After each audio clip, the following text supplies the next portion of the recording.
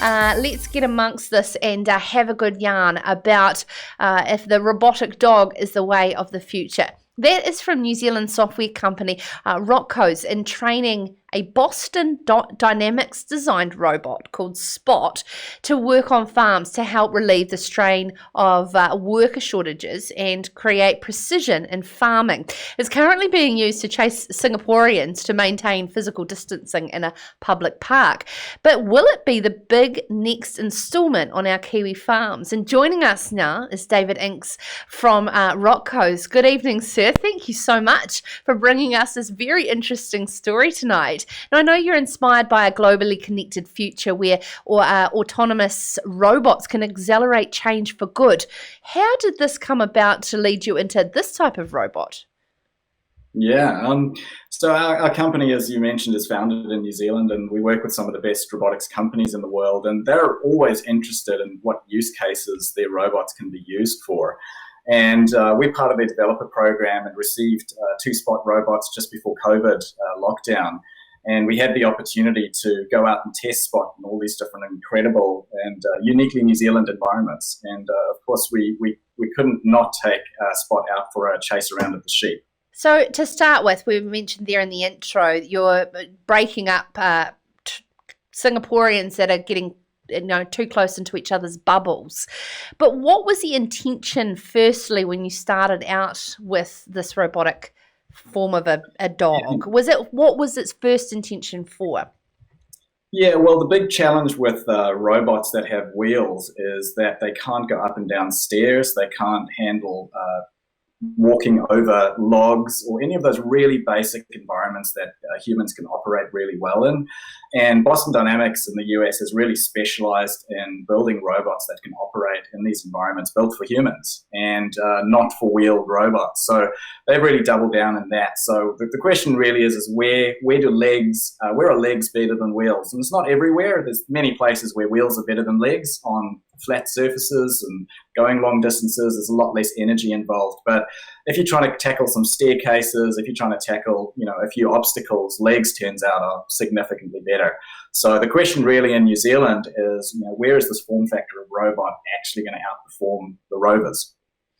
I do have to ask you, I grew up with Spot the dog. I think we might be a similar age, the telecom ad. Was the name anything to do with any sort of nostalgia to those types of things? No, Kiwi Spot's culture? actually the brand name. No, so Spot's actually the brand name for Boston Dynamics' range of robots that are the dog robots.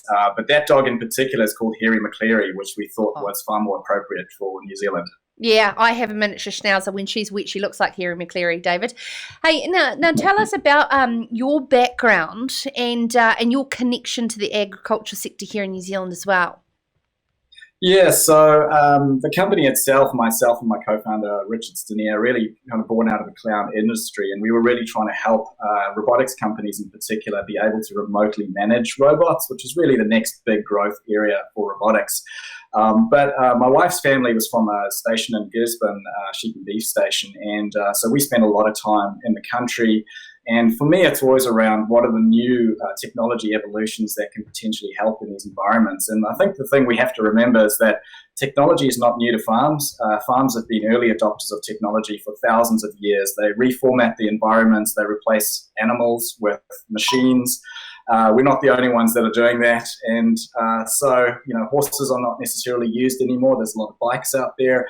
There's no longer ox plowing the fields. So it is about what is that next level of evolution. And New Zealand is unique in how few humans are actually used in farming compared to many other places in the world. So it's a perfect example of where early adoption of technology is a great place to learn from. Yeah, we certainly do have very different climatic challenges to a lot of farming around the world with our mountainous farming. I've got quite a few comments coming in here, David. Tony would like to know if Spot crosses rivers. No, Spot is waterproof from a rain perspective, and we did take Spot walking very close to a river, but we are not taking Spot through a river. That is, okay, so that's one cross for Spot, one for the tick for the real thing. Jody would like to know, can Spot jump rails and gates in the yards? This is quite a large. Okay.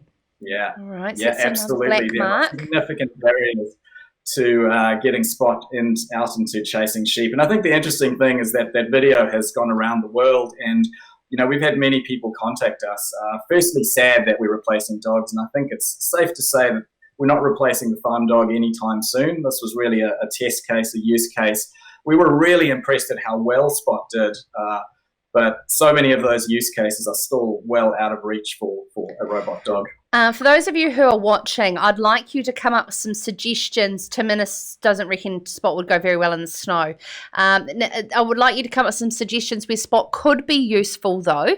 I've got an idea I'd like to pose to you. Central Otago, David, if you're familiar with it, has quite the rabbit problem. I was just wondering if we could get Spot to quietly sneak up and then be able to shoot those rabbits or do something and grab them around the neck. Is there any way that we could try and use it for rabbits in Central? We are actually talking very seriously with Doc around any possible use cases that robots can help us eradicate pests. So we are looking into a lot of those scenarios for where it can be used. Not sure about stalking yet. Now, David, on a serious note, the current economic situation with New Zealand and a lot of helicopter cash going into a lot of industries, and hopefully, we're going to utilise this crisis as a massive opportunity. What are your sort of hopes and dreams for the ag tech sector here in New Zealand, and how we can position ourselves to be the best in the world? Well, I think there's so many brand names in ag tech that New Zealanders don't even necessarily know about that are world players in dairy technology and all these different technologies. And I think this again is a phase for us to invest deep in technology and not just focus on solving the domestic problems. It's creating technology that's exported and used ubiquitously internationally. I think that's the real challenge. And New Zealand is the perfect environment to actually, design and test that technology and then take it to the world. And what is next for Roco? I mean, from what you can tell us, with Spot the dog and Rocos as well. Yeah, there's many test cases where things like Spot are very good, and inspection is one of them. There's no animal that can go around and collect huge amounts of sensor data that can help with high growth farming and analyzing sensor data and things like that. So I think drones are already heavily used in the ag tech sector for collecting data, and ground rovers and ground robots are really the next big challenge. There's some phenomenal companies like Robotics Plus who are focusing on picking fruit and solving some massive shortage of labour problems in the industry. So just really loving watching companies like that are really solving some massive problems that farmers in New Zealand are facing. David, absolutely. Robotics Plus and the work that they're doing with grading cherries, not particularly Robotics Plus, but another company, completely wiped out my first job. So my first job was grading and packing cherries, and that doesn't exist anymore. So there are certain manual jobs that needed to be wiped out because they're not a lot of fun to do.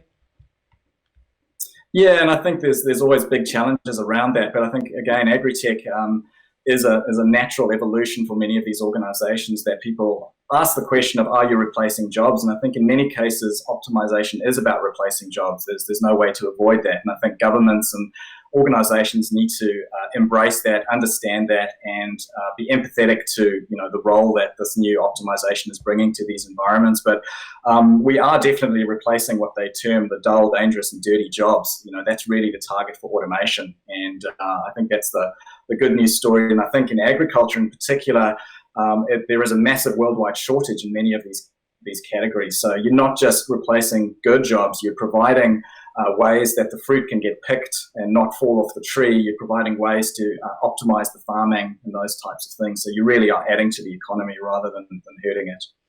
Lastly, there's a lot of funding going into free apprenticeships and training. You would be quite passionate, I'd imagine, with the amount of funding and support going into our high school curriculum for our STEM subjects and ensuring that our New Zealand high school students are being encouraged into, science, technology and maths? Yeah, absolutely. And I think, there's organizations like Rocket Lab and these world-class entities that are helping take graduates, train them in these specializations that we all need.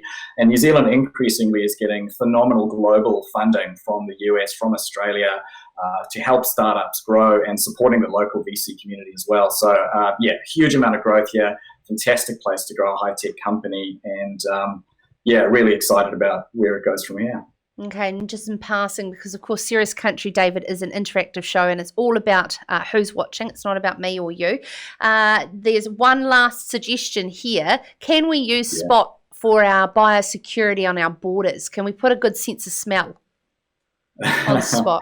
I think, again, that's a category where dogs have this incredible, a sensor that is very difficult to replace with robotics for a long time to come.